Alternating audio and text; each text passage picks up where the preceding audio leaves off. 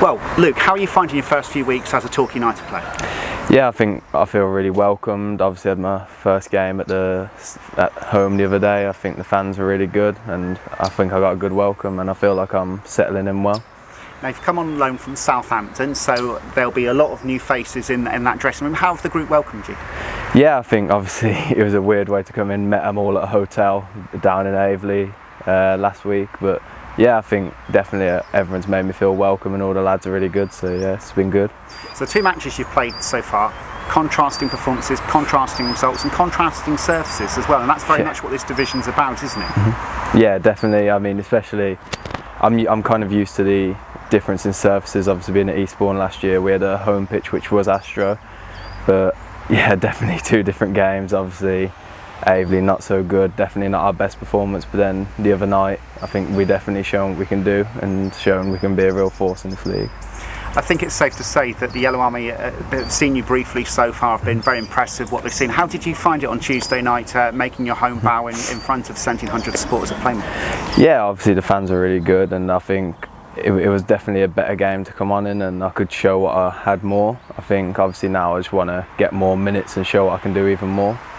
Luke, can you tell us a little bit about your strengths and what kind? We obviously know that you're a forward predominantly. Tell us a little bit about yourself, Luke. I think I'm a striker who likes to get in behind defenders, like make good, clever runs, and obviously I feel like I'm a good finisher. So when I get in them positions, I can get the goals definitely.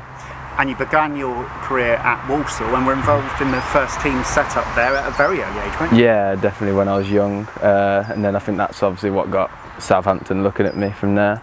So there's a lot of clubs that were interested. Southampton were the ones that reacted quickest, and you played some games in the Papa John's Trophy. I think one very close to home here at Exeter last season. How did you find that experience, being involved with players that have been in and around the first team? Yeah, I mean, especially at quite a young age, that's quite a big step up. I think a lot of us haven't really had the men's football experience at that point, so I think that's definitely good to get used to the physicality of men's football.